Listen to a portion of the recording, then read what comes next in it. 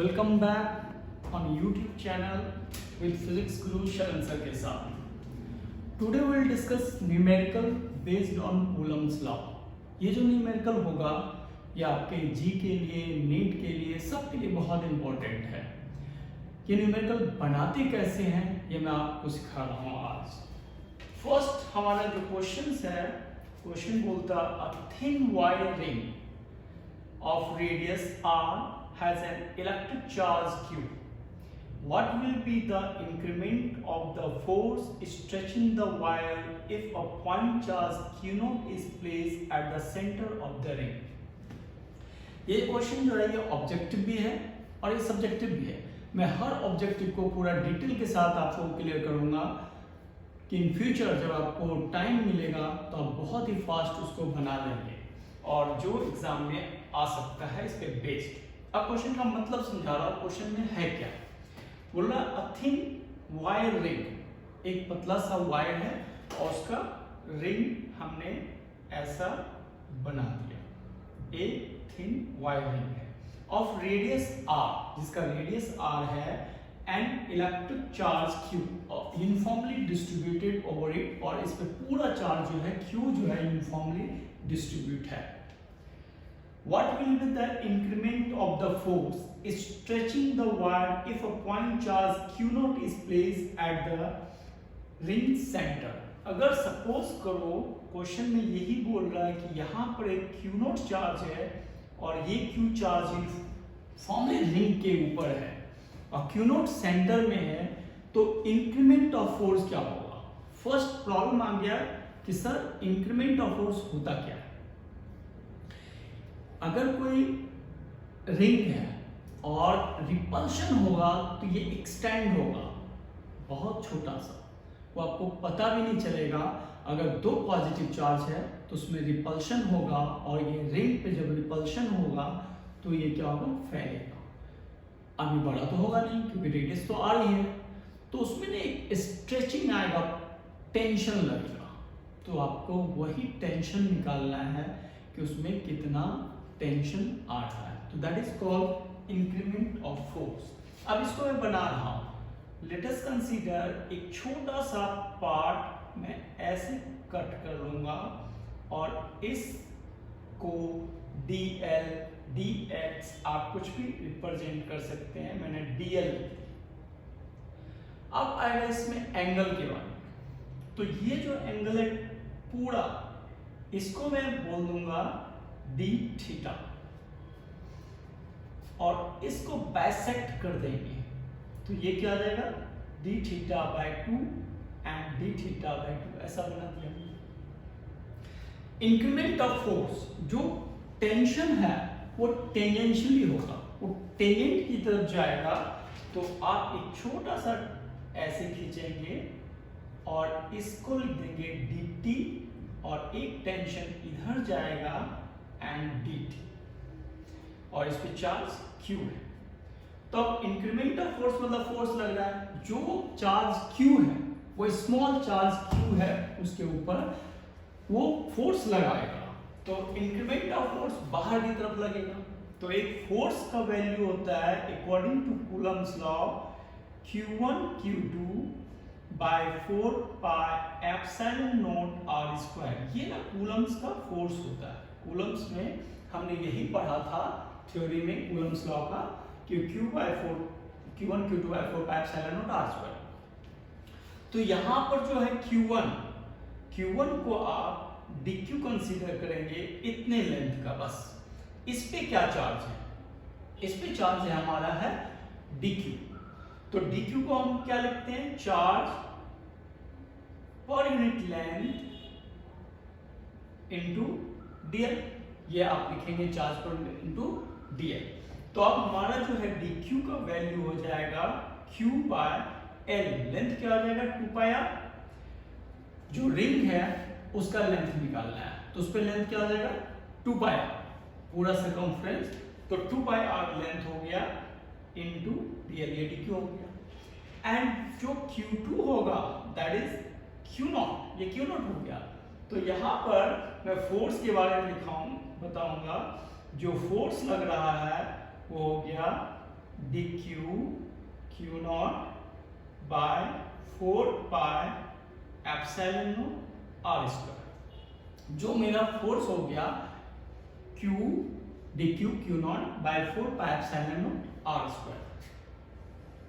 अब इसी को चेंज करो, जो फोर्स है F इक्वल टू, अब ये जो dq है ये dq क्या हो जाएगा, dq को आप लिखेंगे q by 2 pi r into dl, तो हो गया q not dl by 4 pi epsilon naught और 2 pi r, 2 pi r 4 pi epsilon naught r square. फिर से मैं बोल रहा हूं, जो Q नोट है, Q नोट को मैं इतना लिखूंगा Q dl by 2 pi r, Q dl by 2 pi r, ये हमने dq को लिख दिया, एंड Q नोट, एंड ये फिर Q नोट हो गया, नीचे 4 pi epsilon naught r square, 4 pi epsilon r square, तो ये हो गया फोर्स। अब इसको बैलेंस कौन कर रहा है, जो टेंशन है वो एक फोर्स कंपोनेंट इधर लगेगा dt cos d theta by 2, और इधर भी लग जाएगा dt cos d theta by 2, और डाउनवर्ड डायरेक्शन में भी दो कंपोनेंट लगेंगे dt sin d theta by 2। ये डाउनवर्ड फोर्स लग रहा है, अगर वेक्टर में आप कंपोनेंट वर्क करते हैं ये थीटा और इनके साथ cos होता है, और इस एंगल को आप लिखेंगे d थीटा बाय 2। तो जो नेट फोर्स हुआ वो कहां लग रहा है, अंदर की तरफ। तो ये दोनों फोर्स, एक जो हमारा फोर्स हो गया, जो रिजल्टेंट इनवर्ड फोर्स जो हो गया वो हो जाएगा दूसरा force F2 equal to dt sine d theta by 2 plus dt sine d theta by 2। तो ये जो F2 हो गया 2 dt sine d theta by 2, but sine theta, sine या angle are very small, angle are very small, then we can write sin d theta by 2 equal to d theta by 2। तो मैं sin theta को d theta by 2 ही लिख दूंगा। अब क्या होगा, यहां आप फिर से F2 को लिखेंगे 2 dt and d theta by 2, ये कैंसिल हो गया, तो F2 इक्वल टू हो गया dt d थीटा। ठीक है, अब ये दोनों फोर्स जो है इक्विलिब्रियम में आ गया, मतलब F1 F equal to F2, F equal to F2 या F2 इक्वल टू F। तो मैं लिखूंगा dt d थीटा, ये dt d theta equal to, अब ये पार्ट को लिखेंगे q dq dl by 2 pi r 4 pi epsilon naught r square. मुझे निकालना था इंक्रीमेंट ऑफ फोर्स, और इंक्रीमेंट ऑफ फोर्स में मेरे पास टेंशन पता चल गया, dt द टेंशन, तो मुझे dt निकालना है। अब आ जाइए आप थोड़ा सा बैक में अपने क्लास में, अगर कभी ऐसा पढ़ा होगा, ये एंगल थीटा है, ये L है, ये R है, तो length equal to L equal to R theta, ये कभी पढ़ा होगा आपने, L equal to R theta होता है। Similarly therefore dl equal to क्या आ जाएगा, R थीटा, क्योंकि d theta R d theta, क्योंकि आपने ये पूरा एंगल जो है वो d थीटा लिया है, तो ये पूरा एंगल d थीटा है। तो अब आप लिखेंगे dt d theta equal to q not, dl को हम लिखेंगे r d theta by 2 pi r 4 pi epsilon naught r square d theta cancel, 1r cancel, तो dt इक्वल टू हो गया q नॉट बाय 8 पाई का स्क्वायर एप्सिलॉन नॉट, तो ये 2 4 8 pi square epsilon naught r square. This is the required answer. q naught by a pi square epsilon naught r square. अब इस question को मैं फिर से रिकैप करता हूँ. क्वेश्चन में क्या बोल रहा है कि हमारे पास एक थिन वायर है और उसके ऊपर एक चार्ज q यूनिफॉर्मली डिस्ट्रीब्यूटेड है, चार्ज तो फैला हुआ है. तो हर एक पार्ट का जो चार्ज होगा वो क्या होगा, dq, बहुत सारे dq हो जाएंगे. उसके बाद एक सेंटर में जो चार्ज है वो है q नॉट. तो मुझे निकालना है इंक्रीमेंट ऑफ फोर्स, मतलब उस चीज पे जो टेंशन क्रिएट करेगा ड्यू टू रिपल्शन, तो वो टेंशन कितना होगा. तो हमने क्या किया, दोनों एंगल पहले एक छोटा सा कट ले लेंगे और वो कट हो जाएगा हमारा dl, छोटा सा. आप dx भी लिख सकते हैं, जो मर्जी आप लिख सकते हैं. तो हमारा एक छोटा सा कट हो गया dl. dl पे जो चार्ज होगा वो हो जाएगा dq, और dq को आप क्या लिखेंगे, charge per unit length into dx dl. तो चार्ज हमारा है q पर यूनिट लेंथ. जो लेंथ होता है जिस पे चार्ज यूनिफॉर्मली डिस्ट्रीब्यूटेड है उसका हम चार्ज लेंथ लेंगे. तो लेंथ जो एक रिंग पे है और रिंग का लेंथ होगा सर्कमफ्रेंस, मतलब 2 पाई r. तो आप dq को लिखेंगे q by 2 pi r into dl. ये हमारा dq हो गया. अब फोर्स लग रहा है, जब आप कूलम्स लॉ लगा रहे हैं दोनों के बीच में एक फोर्स लगेगा, कूलम्स लॉ. और कूलम्स लॉ का फॉर्मूला होता है q1 q2 by 4 pi epsilon naught r square. तो जो q1 है इसके जगह हमने dq पुट किया और dq का वैल्यू डाल दिया. q2 की जगह q नॉट लगा दिया. और फिर जो टेंशन लग रहा है उसका कंपोनेंट लेंगे सेंटर की तरफ इनवर्ड dt, जिसको हमने कंसीडर किया था, and dt represent the tension, increment of force, increment of tension. तो dt sin d theta by 2 and dt sin d theta by 2 times center की तरफ लगेगा. और अभी जो है cos theta both are equal and opposite, तो वो कैंसिल हो गया. फिर दोनों फोर्स को हम इक्वल कर देंगे और हमारा आंसर आ जाएगा. बहुत ही अच्छा क्वेश्चन है, इसको आप जरूर देखना. नेक्स्ट क्वेश्चन पे आता हूं.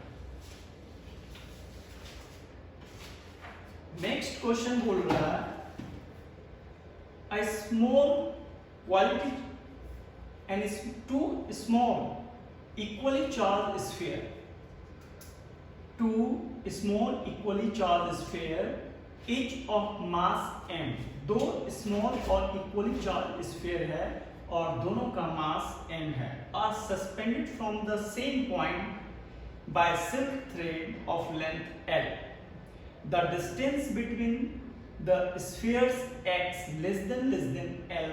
Find the rate dq by dt with which the charge leaks off each sphere if their approach velocity as v equal to c by under root x. ये बहुत बड़ा इंपॉर्टेंट चीज है, v equal to c by under root x where c is the constant. Medical में भी ये questions आ चुका है जिसमें आपको v गिवन होता है और गिवन होने के बाद आपको डायरेक्ट x जो है वो -12 डायरेक्ट प्रोपोर्शनल होगा. और यही क्वेश्चन आया हुआ है, आप अगर प्रीवियस में देखेंगे तो सेम. अब इसका मतलब है कि दो स्मॉल इक्वली चार्ज स्फीयर है. हमने क्या किया, दो स्मॉल इक्वली चार्ज स्फीयर ले लिया, ठीक है, और दोनों एक ही एंगल से, सपोज ये थीटा और ये थीटा से बना हुआ है. Two small equally charge sphere each of mass m. इसका भी मास m, इसका भी मास m, each of mass m, are suspended from the same point by silk thread of length l. Silk thread और उसका length l. The distance between the sphere x, इनके बीच का जो distance है वो है x, which is less than l, जो l से बहुत छोटा है. Find the rate dq by dt. मुझे dq by dt निकालना है with which the charge leaks off each sphere if their approach velocity varies as v equal to c by under root x where c is the constant. अब इसका मतलब समझ नहीं आया. Suppose करो किसी का बर्थडे है तो आपने देखा होगा कि बैलून्स होते हैं, गुब्बारे होते हैं और वो फुले हुए होते हैं। उस गुब्बारे को आपने क्या करना है, उस गुब्बारे से अगर देखोगे आज वो गुब्बारा बहुत बड़ा है तो 2 दिन बाद वो थोड़ा छोटा होता है और धीरे धीरे वो छोटा होता जाता है। इसका मतलब क्या हुआ, उससे हवा लीक कर रहा है, हवा निकल रहा है, लेकिन वो गुब्बारा है, थोड़ा सा भी अगर मैं छेद कर दूंगा, होल्स बना दूंगा तो हवा तो बहुत तेजी से निकलना चाहिए, लेकिन वो गुब्बारे का जो लेयर्स हैं उससे हवा लीक हो रहा है बहुत ही स्मॉल रेट से, इसलिए 2 दिन बाद 3 दिन बाद गुब्बारा इतना बड़ा से धीरे धीरे श्रिंक करता जाता है। सिमिलरली यहाँ भी वैसा ही है, 2 हमारे पास चार्ज हैं, सस्पेंडेड हैं, ऐसे सस्पेंडेड, ये चार्ज है और ये भी चार्ज है, ये दोनों एक दूसरे को रिपेल कर रखा है, तो क्या होगा, इसमें से ना लीक कर रहा है चार्ज धीरे धीरे, जैसे गुब्बारा छोटा हो जाता है और ये एक दूसरे को अप्रोच कर रहा है आमने सामने, और उसकी वेलोसिटी c/√x है, where c is the constant। तो उस केस में आपको लीकेज जो है, रेट ऑफ लीकेज मतलब dq/dt आपको निकालना है। तो आइए निकालते हैं। सबसे पहले क्या करेंगे, जितनी भी फोर्स है, मैं आज कूलम्स लॉ का न्यूमेरिकल डिस्कस कर रहा हूँ, तो ऑब्वियस सी बात है मैं सारे कूलम्स लॉ का ही न्यूमेरिकल डिस्कस करूंगा। जितने फोर्स हैं वो लगाते हैं। तो अगर कोई स्ट्रिंग है तो उसमें क्या लगेगा, टेंशन T लगेगा, एक वेट डाउनवर्ड mg लगेगा, और एक फोर्स जो है हमारा इलेक्ट्रोस्टैटिक फोर्स F है, जो कूलम्स लॉ का फोर्स है वो F लगेगा।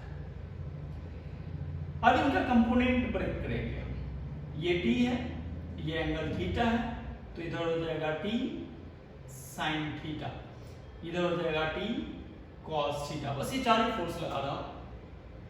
अब इनको बैलेंस करो, तो we can write T sine theta equal to force, electrostatics force Q1 Q2 by 4 pi epsilon naught r square, and T cos theta equal to mg।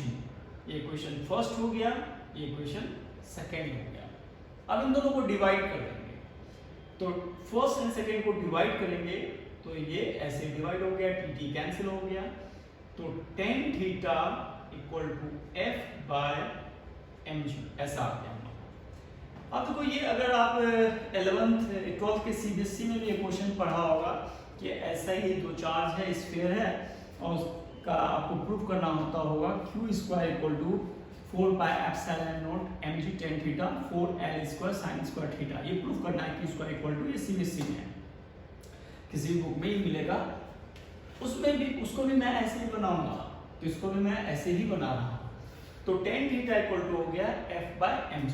अब यहाँ क्या है, x जो है लेस देन l, बहुत छोटा है, अगर बहुत छोटा होगा तो we can write tan theta equal to sine theta. अगर tan थीटा बहुत छोटा होता है तो आप साइन थीटा भी लिख सकते हैं। अब साइन थीटा इस ट्रायंगल में यूज करोगे तो ये डिस्टेंस हो जाएगा x/2 और ये हो गया l, तो साइन थीटा इक्वल टू होता है परपेंडिकुलर बाय हाइपोटेन्यूज, तो साइन थीटा इक्वल टू क्या हो जाएगा, x/12, ये हो गया मेरा साइन थीटा। ये सब कंसीडर करना कि अगर कोई छोटा हो तो ऐसा बनता है ना। tan थीटा को मैं लिखूंगा x/12 equal to f by mg। अब f को आप क्या लिखेंगे, q² by 4 pi epsilon naught x का स्क्वायर, क्योंकि इन दोनों के बीच का डिस्टेंस हमारा जो है वो x है, तो q² by 4 pi epsilon naught x square और फिर mg, ये mg लगा दिया। अब इसमें से आप q² लिखो, तो q² इक्वल टू क्या हो गया, अब ऐसे क्रॉस मल्टीप्लाई करेंगे तो क्या हो जाएगा 4 pi epsilon naught, मैं पहले mg लिख देता हूं, mg, और ये हो गया x का क्यूब बाय 12। अब मुझे क्या निकालना है, dq बाय dt, मतलब इसी को डिफरेंशिएट करके निकालना है। तो मैं एक लाइन और बढ़ा देता हूं, q equal to 4 pi epsilon naught mg by 12 under root और x to the power 3 by 2 ऐसा हो जाएगा। अगर आप इसके स्क्वायर हटाएंगे तो अंडर रूट कर देंगे। अब इसको डिफरेंशिएट करते हैं, differentiate both side with respect to t। तो अब हमारा क्या आ जाएगा, dq by dt equal to, ये टर्म कांस्टेंट है, आपको डिफरेंशिएशन में पहले भी पढ़ा होगा, तो 4 pi epsilon naught mg by 12, इसको मैंने छोड़ दिया। अब इसको करना है, तो इसको dx 3/2 बाय dt ऐसा आ गया ना। अगर आपको डिफरेंशिएशन आता है तो आप लिख सकते हैं dq by dt equal to, इसको मैं काट देता हूं तो 2 हो जाएगा, under root 2 pi epsilon naught mg by l, ये टर्म हो गया। डिफरेंशिएशन का जो फॉर्मूला होता था dx power n by dx equal to n x to power n minus 1 ऐसा होता था, अगर आपको याद हो तो यहाँ n जो है 3/2 है, तो मैं क्या करूंगा 3/2 को आगे ले आया। अब इसमें 3/2 माइनस 1 लाना है, तो ये आपका आ जाएगा x to the power half. लेकिन अब ये रेफरेंस फ्रेम वो dx के में होना, जो फंक्शन x है x, लेकिन यहाँ dt है, तो आपको फिर से एक बार dx बाय dt लिखना होगा, ऐसा हमारा डिफरेंशिएशन होगा। फिर आप लिखेंगे dq by dt equal to under root 2 pi epsilon naught mg by l 3/2। अब हमारे पास ना dx बाय dt को हम लोग लिख सकते हैं वेलोसिटी, तो v और इसको लिखूंगा मैं अंडर रूट x, ऐसा लिख सकते हैं v, ये v हो गया dx बाय dt वेलोसिटी, और ये अंडर रूट x हो गया। अब आप क्वेश्चन में ये आपको गिवन है दिस, तो आप क्या लिखेंगे, we know v equal to c by under root x, तो इन दोनों को मल्टीप्लाई हो जाएगा, तो v under root x equal to हो गया c। तो आपका आंसर हो गया dq by dt equal to under root 2 pi epsilon naught mg by l 3/2 c, क्योंकि आप इसको लिखेंगे c। तो इसी को अरेंज आप करेंगे तो dq by dt equal to, पहले मैं इसको लिख देता हूं 3/2 c, then under root 2 pi epsilon naught mg by l, ये हमारा आंसर आ गया। तो ये क्वेश्चन जो है बहुत ही बेहद आसान था।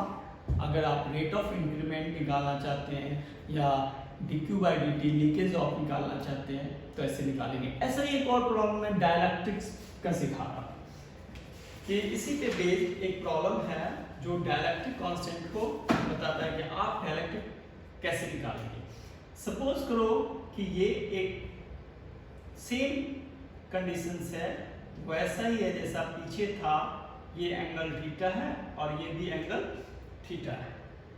Now place inside the liquid, तो इसकी density of sphere equal to 1.6 gram per cc है and density of liquid equal to 0.8 gram per cc। अब क्वेश्चन ये बोल रहा है ये सिस्टम जो है पहले एयर में है, फिर now place inside the medium हम फिर इसको एक मीडियम में डाल देंगे तो डायलेक्ट्रिक कांस्टेंट क्या होगा। अब डायलेक्ट्रिक कांस्टेंट होता क्या है? डायलेक्ट्रिक कांस्टेंट का मतलब होता है force in air by force in medium equal to K. ये हमारा आंसर होगा। तो ये हम क्या करेंगे, फोर्स एयर में निकालेंगे, फोर्स मीडियम में निकालेंगे और दोनों को डिवाइड कर देंगे, आंसर हो जाएगा। अब देखिए कैसे मैं निकाल रहा हूं।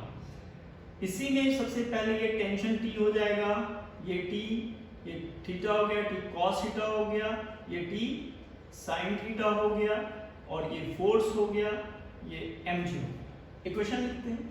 We can write t sin theta equal to force in air and t cos theta equal to mg। इन दोनों को फिर डिवाइड करेंगे। देखो प्रीवियस क्वेश्चन से यूज करना, इन दोनों को डिवाइड करोगे तो t कैंसिल हो गया, tan theta equal to f naught by mg, तो f नॉट इक्वल टू हो गया mg tan थीटा, मतलब फोर्स f नॉट की तरह। लेकिन मास गिवन नहीं है आपके पास, तो मास को आप क्या लिखेंगे, वॉल्यूम इनटू डेंसिटी।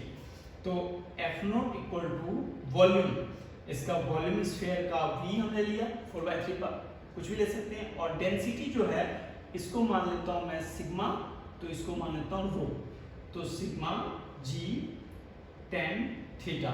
ये हमारा एक पार्ट हो गया f नॉट का। अब इसी को place inside the liquid. Now the system is place inside the liquid. अब हम इस सिस्टम को लिक्विड के अंदर डाल रहे हैं, तो लिक्विड के अंदर डालेंगे तो ऐसा बन जाएगा, ये ऐसा हो गया। ये एंगल थीटा, ये एंगल थीटा, जो एंगल है वो क्वेश्चन में मेंशन होगा रिमेन सेम, इसमें कोई चेंजेस नहीं आ रहा है। Now placed inside the liquid. तो यहां भी फिर से हम लगाएंगे टेंशन टी, इधर theta, T cos theta, T sine theta, इधर जो फोर्स होगा एफ मीडियम और ये हो गया mg। अब यहां पर पता क्या है, एक चीज मिसिंग है, और वो मिसिंग है एक extra force, that is called buoyant force, जो बायंसी ऊपर की तरफ लगाएगा, अब थ्रस्ट भी बोलते हैं, that is called u, and u equal होता है रो v g, मतलब density of liquid and volume of sphere and g acceleration due to gravity. अब इसमें क्या करोगे आप, फिर बैलेंस करते हैं। We can write t sin theta equal to f medium, ये फर्स्ट इक्वेशन। लेकिन सेकेंड इक्वेशन में t cos थीटा प्लस अब थ्रस्ट इक्वल टू mg होगा, तो आपको करना है t cos theta equal to mg minus u, ये सेकेंड मानते हैं। Now first divided by second, तो इन दोनों को डिवाइड करना है, तो sine by cos tan theta equal to f medium mg minus u, ऐसा हो गया। तो fm इक्वल टू क्या हो गया, medium equal to u mg minus u tan theta. अब देखो डायलेक्ट्रिक के लिए हमें क्या बोला था, इन दोनों को डिवाइड करेंगे तो डायलेक्ट्रिक आ जाएगा। तो वी कैन राइट, एक बार fm को और थोड़ा चेंज कर देता हूं, mg को आप क्या लिखेंगे, v सिग्मा g, ये mg हो गया, माइनस u को क्या लिखेंगे, रो vg tan थीटा, ये हो गया हमारा fm। अब इन दोनों को मैं डिवाइड कर दूंगा। Now f naught by fm, f naught आपके पास था v sigma g tan theta, इनमें से क्या करना है आपको, v g कॉमन ले लो, sigma minus rho tan theta, ये कैंसिल हो गया, v g कैंसिल हो गया, तो f naught by fm equal to हो गया 1.6, सिग्मा था 1.6 और ये है 1.6 माइनस 0.8, मतलब 1.6 माइनस 0.82, तो जो डायलेक्ट्रिक कांस्टेंट आया हमारा वो आ गया 2। तो मैं यही बता रहा हूं कि आप नीट के लिए या जो भी न्यूमेरिकल का प्रैक्टिस करेंगे, इस बेस पे ऐसे ऐसे क्वेश्चंस कीजिए। मैं हर वीक में आपको ऐसे क्वेश्चंस भेजूंगा, तो मैक्सिमम कोशिश कीजिए बच्चों में ये डिस्ट्रीब्यूट हो। सब्सक्राइब कीजिए, लाइक कीजिए। Thank you.